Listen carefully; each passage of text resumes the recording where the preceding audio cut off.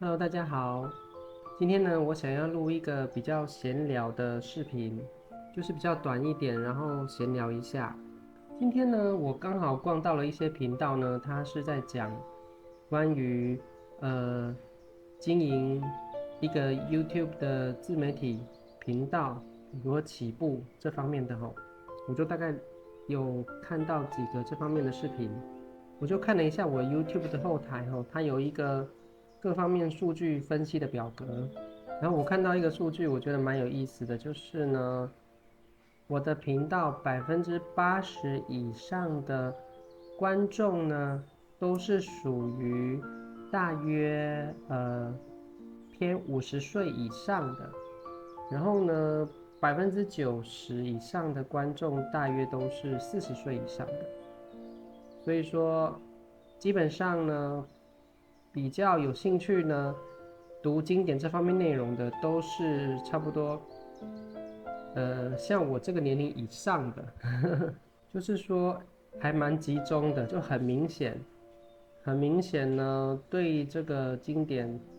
的内容比较有兴趣的，通常都是，呃，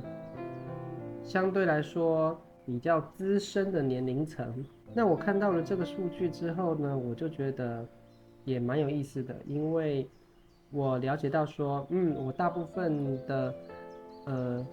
观众目前是属于什么样的族群？那这样子的话，我就更有概念，知道说我在呃虽然说我的频道主要是分享每天自己读经典的心得，然后顺便把它录成视频记录下来。我说我要做一个我自己生命的区块链嘛，然后我说我要每天强迫自己上传一则视频这样子，然后看看呢会不会有什么样的改变。因为同样每天在做这些事情，但是呢，你有做记录和没有做记录，是不是差了一点点？但是呢，可能长期累积下来的话，就会有不一样的结果。那刚好呢，自媒体也是现在这个时代的趋势。那其实我也想要鼓励说，很多人能够学习用自媒体的方式呢，记录下自己的一些生活的点滴。那我们要鼓励别人的话，当然自己要先做咯。所以说，我就要求自己要每天上传一个视频。同时呢，我也有在我最早的频道最初的几个视频里面，我有提到说，其实呢，我自己个人的话，我是把录视频还有上传分享这件事情呢，我把它当成一种我个人修行的功课一样。因为我说过，我年轻的时候，高中时候开始，我主要是每天要求自己念佛大约10分钟的时间完成1000次嘛。那到了现在这个年纪呢，我就觉得说，我透过呢录影片分享记录自己读经的心得这个过程，我也是在对自己做另外一种面向的修炼，因为我们会坚持，透过这样子的要求，我们就会坚持每天一定要学习嘛，一定要不离经典。那每天也会录一点视频，那这样子，那我们自己也会成长。就像我今天不就看了一下后台数据吗？我就每天会学习到一点新的东西，那每天会调整改善一点点。那我觉得很多东西就是这样子点点滴滴而来的。就像我回想起自己当初年轻的时候读圆觉经嘛，那当时也是什么都看不懂啊。可是呢，当你长期积累、持续的做一件事情的时候呢，自然而然呢，成效就在当中累积了。尤其是我是属于没有接触任何，当时那个年纪，我主要是受学校教育，我没有接触到任何宗教信仰方面的东西，我纯粹就是读佛经这样子。所以说我这种路线成长路线也是算跟很多呃目前有在读佛经或学佛的人是完全不一样的路线哈。我是比较自学，而且我是以经典原文为主的。就像我圆觉经那个视频里面有提到嘛，我是把经典当做我的导师一样，因为当时我身边的人并没有这方面的导师。那我本身是对生命科学、对探索生命有兴趣。那后来呢，除了从学校的训练以外呢，我就走向了这个心灵、意识还有经典这个层面。我觉得这层面是更根本的。就是生命的本来面目本身是属于本身呢，其实它是更倾向更接近于是精神层面的，就是很多的经典都说肉体本身是只是我们来到这个世界灵性居住的一个房子一样这样子。所以说慢慢的我对生命的探索就走向了以经典为核心去引导我们，然后透过经典的频率啊、经典的内容引导我们，让我们去感知内在的一种智慧，然后慢慢的内化这样子，然后呢慢慢的把经典也电子化。那我们透过每天的读经的这个习惯呢，透过经典的文字引导呢，我们会感知到内在的有一种感受。就像在听音乐，就像在做一些我们有兴趣的事情一样，你在做这件事情本身的当下就有一种愉悦感觉，而且也会有所启发。尤其是当我们长期持续做一件事情的时候，它这样子的效果更会有一种好像复利的作用去堆叠起来。所以说，我觉得一件平凡的事情，如果持续的做下去的话，就会产生不平凡的积累和成果出来。那我觉得人生其实，到了这个阶段，虽然也不是很老，但是也是有一定的累积了。我就觉得说，其实人生很多东西都是从平凡的每一天的积累中去积淀而来的。就像以前我也玩过一些游戏，游戏类的东西，它也是属于那种放置型，每天这样积累的这种游戏，你不用花很多时间，每天没有花很多的时间，可是长期积累下来，虽然我们没有花钱，没有去氪金，可是呢，它会积累出的成果会一直堆叠上去哈。那所以说，其实读经典还有说，不管是念佛这些东西，其实我觉得都是类似的，就是呢，每天做一件自己力所能及的事情，但是呢，这些很平凡的小事情，当你经年累月、长期1年甚至10年，甚至更长，甚至你一辈子的去积累下来的话，它产生的效果就是所谓不可思议的这样子。那我今天看的后台数据呢，我觉得也蛮好的，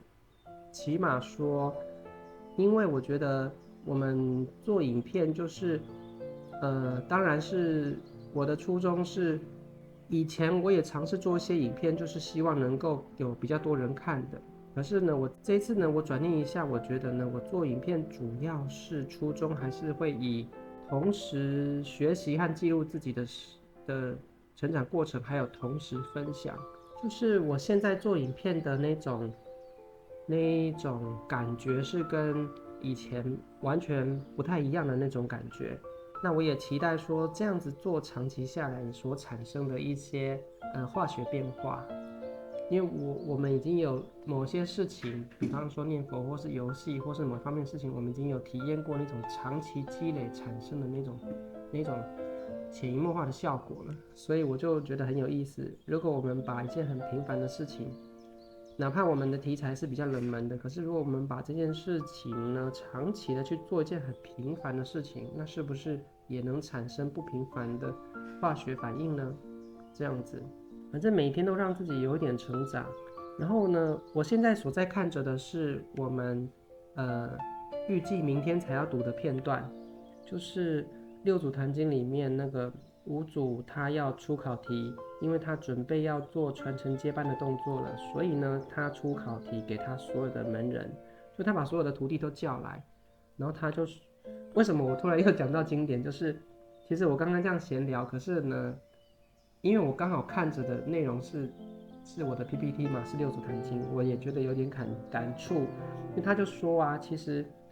世人生死事大，就是说，其实人一辈子这样子生老病死的过程呢，其实到最后最重要的一件事情还是这个生死这件事情。那生死这件事情，我觉得不是只是单纯的讲说出生和死亡这种层面，我觉得呢，他在讲的是告诉我们说生命的意义，就是说很多人会问这个问题嘛，人为什么要来？那我们离开这100年之后，我们又要去什么地方？其实这件事情是最重要的。然后他说啊，你看大部分的世人呢，整天呢追求的都是福报。那福报是指的是什么呢？不外乎就是名利、富贵、金钱，然后呢一些权利、欲望等等。就像以前那个达摩祖师在度化梁武帝的时候，他们在这个长江岸边聊天，然后呢，那个梁武帝就忘了是谁问的这个问题，他们就讲到说呢，这长江啊，每天呢来来往往的船只呢有千千万万艘船，但是呢，其实呢就只有2艘船，那是哪2艘船呢？一艘就是为民，一艘就是为利，所以就是名利2艘船。所以就是说，世人生死事大，可是呢，90%以上的人呢，每天的生活主要还是在追求为民跟为利。就像我们如果说以做自媒体来讲，为了流量嘛，就是为民；再来为了流量背后能够带来的收益嘛，那就是为利了嘛，对不对？然后呢，他说啊，但是呢，大家都忘了最重要的一件事情，因为人生这个过程毕竟是暂时的。那当你一辈子那么努力，哪怕你求名得名、求利得利了，但是当这个过程它终究有一天会结束，那当这个过程结束的时候，你这些努力的意义是什么？能带得走吗？就是说，你努力了这么多，你所坚持的东西是可以积累的吗？还是说，就像我刚刚比喻的游戏，我在一款放置型游戏当中，我每天这样积累5分钟、10分钟的一种完成每天的任务，然后呢，长期4、5年下来，我也积累出很高的成就，等于是我在伺服器里面也是到了最前面了，而且我比一些花钱玩的人都还要更前面。但是呢，尽管如此呢，因为我玩的这款游戏也快要倒了，就是已经4、5年了嘛，它也快要伺服器也快要停掉了。那你想想看呢，当这个伺服器停掉之后呢，虽然我在这个伺服器里面的账号成果已经累积到很高了，可是又如何呢？等到这个伺服器关掉之后，那我的账号不就也消失了吗？那虽然说呢，我玩这个游戏是没有花什么钱的，因为我是无氪，就是我没有氪金的，我是每天这样玩，最后积累到也是积累到很前面。但是呢，虽然说我没什么损失，但是呢，我也留不下太多的记录。但是我还是留下了一些东西，留下什么东西呢？最大的东西就是让我学到说，哪怕我每天这样子很普通的持续的积累一件事情，然后呢，我靠着自己的一些经营策略，还有我的配置，我的一些技巧，一些我的经验的积累，最后呢，我也是可以以一个没有花钱的账号，可是我能够走到伺服器很前面，就是最前面。虽然说它只是个小游戏，但是这样的譬喻嘛，就告诉我们说，有时候人生很多事情，当你点点滴滴的积累之后呢，你也可以从一个很平凡的无氪的玩家，可是你也是可以积累到比那些花很多钱的玩家还要前面。所以人生是不是有时候也是类似呢？这就是一个问题，也是一个实验，对不对？那另外一个就是说，我以前有念佛嘛，所以我自己也是有经验说，念佛很普通，每天5分钟、10分钟，而且我是属于很不规范的，我就是上学途中啊、骑车啊、搭车啊，反正空档我就可以念。那有没有效果呢？确实有效果，因为当我长期这件不起眼的事情持续了10年以上，10多年，那也是产生了效果。起码我喜欢读的经典，我是不是看得懂啊？那有没有人教我呢？没人教我啊。那我看了有没有收获呢？有没有欢喜呢？有啊，是吧？那我一部经典看懂看通了之后，我读别的经典，我有没有很容易能够吸收呢？也是有啊，是吧？所以说很多东西就是冷暖自知，就是当你持续的去积累之后，你自己就知道它的受益在哪里。可是它就像种树一样，它是你每天是看不到他的成长，可是长期下来你就看到他的茁壮，就是这样。那其实不管是游戏或是修行、读经或念佛，其实就是让我体会到，其实人生很多事情就是积累而已。那积累之后就是传承，还有你要思考说这个过程中你留下了什么。像这个游戏当中，虽然说也许它伺服器关掉了，我账号会注销，可是其实呢，我回顾了这个过程当中，因为我这个游戏它每天不用花很多的时间，那所以我回顾了这个过程当中，我觉得我也是很欢喜的，因为它就是一点一滴、一点一滴的积累出一个成果出来。虽然说它是一个短暂的过程，可是这个短暂的过程让我体会到了这个坚持积累的这样子的过程和它的成果。透过一个简单的游戏，透过一个比较短的时间，起码比我们的寿命还要短嘛，就几年的时间，然后透过每天一点点的积累，让我快速的体会到说，这样子很频繁的积累，最后产生的成果是什么？所以说，我觉得说，这个就是即使这个游戏的伺服器关闭之后，我还是得到了收获了，因为我把这个经验可以运用到现实生活当中，我做别的事情，用同样的模式，用同样的态度和精神，我去做别的事情，做比游戏更有意义的事情。游戏本身也有一定的意义，比方说它让我动动脑筋，比方说它让我每天呢有点娱乐，有点休闲，对不对？那我用同样的精神，用同样的模式和每天一点点的精神，如果我去做一件更有意义的事情，那这件事情对我同样有娱乐和动脑筋和一点学习的效果，然后呢，长期的去积累，那这样子是不是又能够让我得到另外更进一步的层次的一些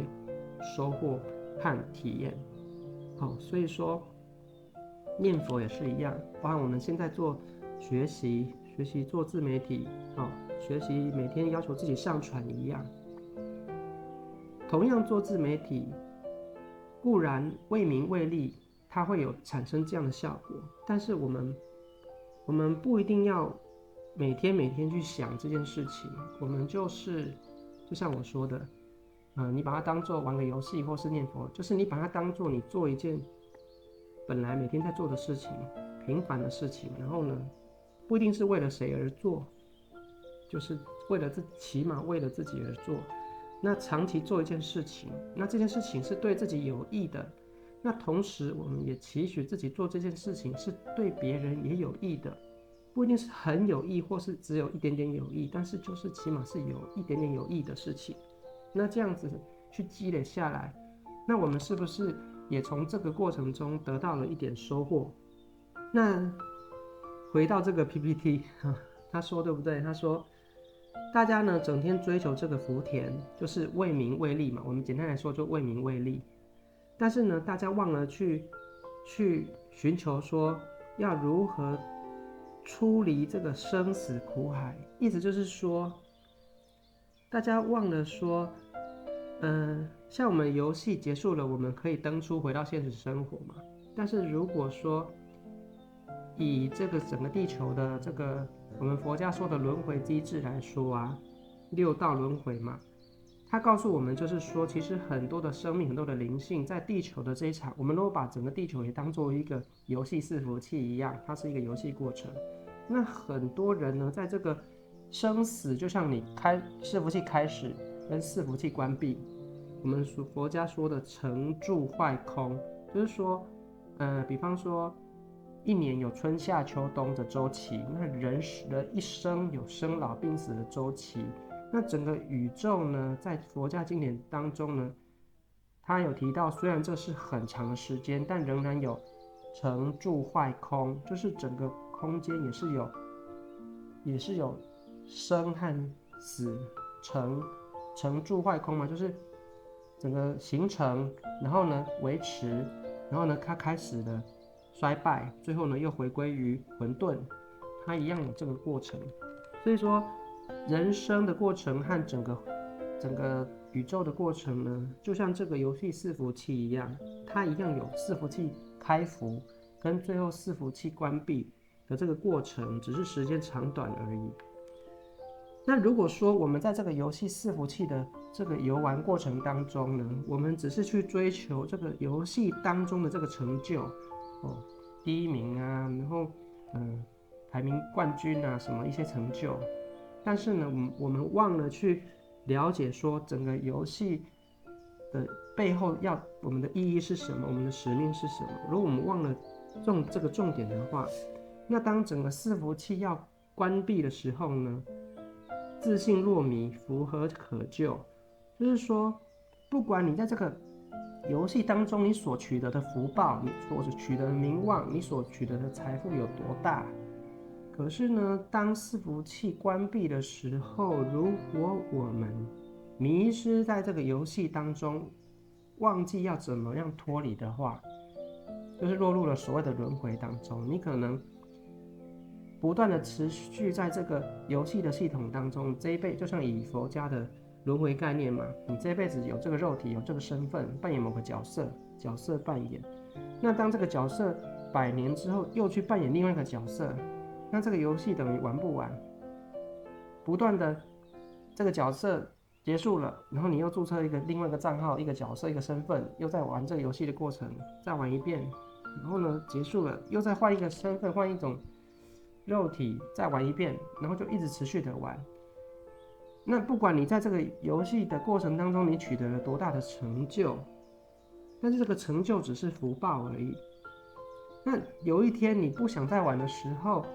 如果你迷失了自己的内在的智慧，那你就不知道要如何脱离这个游戏了。那这件事情就是生死事大，不但忘记了来玩这场游戏的目的是什么，用意是什么，也忘记了使命是什么，然后呢，也忘记了要怎么离开这个游戏，回到这个游戏以外，我们本来亲近的生命的本来的面目，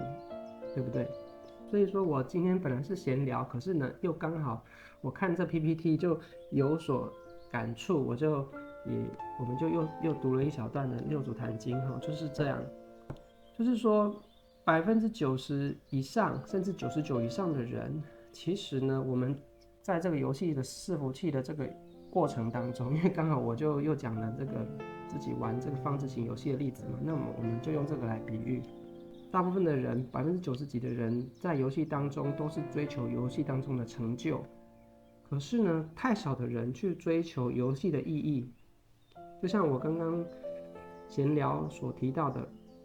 我们频道的受众呢，80%以上都是50岁以上的资深的，对这个人生比较资深的，所以就会去了解这方面的内容。然后90%以上都是40岁以上的，就跟我年龄层相近的这样子。那所以说，相对少数的人会去开始探讨这个问题，但其实这个问题是非常重要的，因为呢，当整个伺服器要关闭的时候，不管你在这个游戏当中取得了多大的成就、名声和金钱，还有这些数字币，不管你取得了多大的这些成就，不管你积累了多厉害的宝物和多厉害的这些稀有的东西，但是呢，当伺服器关闭的时候，这些福气没有办法帮上你任何的忙。对于你要离开这整个游戏世界来说，它帮不上你任何的忙。所以说，五祖说，自信若迷，就是如果我们迷失了自己生命真正的本质、真正本来面目，迷失了自己内在的这个导航系统，它会告诉我们人生的意义，告诉我们的使命，它会引导我们在这个世界上找到自己该有的定位和自己该做的事情，然后能让我们可以完成了这个整个游戏的过程。它很像我们内在的一个 AI 的小助手一样，它是我们游戏的小助手。但很多人把这个小助手给丢了，就是忘了，然后他用自己的判断，用自己的小聪明，用自己的思维和自己的左脑右脑的这些情绪和这些逻辑思维，他靠自己很厉害来玩这个游戏。不管你游戏玩得多厉害又如何呢？你如果没有小帮手，内在的小帮手 AI 帮助你导航的话，有时候连游戏方向都走偏了，因为这个游戏是一个开放世界，它是没有一个固定的剧本的。那你如果没有找到属于自己的剧本的话，你很有可能在短短的几十年或100年的时间之内，你没有掌握到这个最重要的剧本、主线的剧情、主要剧情的任务没有走完，然后呢，被很多不重要的剧情占用了太多的时间。那这样子的话，也许不小心就错过了重点了。然后再来，当伺服器要关闭的时候，你所有的这些成就，哪怕你所有的成就都非常高，你很聪明，你很运气很好，你各方面条件很好，福气很大，累世福报很大，但是当这个伺服器有一天要关闭的时候，终究还是不知道要怎么样子很亲近的去从游戏的世界中很圆满、很亲近的抽离出来，脱离这个不断循环的学习和历练过程，还是不知道要怎么做，因为迷失了自己内在的这个导航系统。所以说，这一段话，谈经的这段话，其实呢，它就是讲到了所有，不管我们读经和修行的一个核心，就是说，看透了生命就像这个伺服器一样，它是一个开服和一个终究有一天伺服器要关掉的。看透了，而且生命的时间几十年而已，生老病死，肉体不是永远那么年轻健康的，它也是有一个过程而已。所以说，生死事大，要如何把握生命有限的生命？生命有限，使命，那自己使命能不能够完成，自己的愿力能不能够完成，这件事情才是生死事大，才是大事。而诸佛来到世间，要提醒大家找回自己内在的自信、内在的导航，就是以大事因缘，因为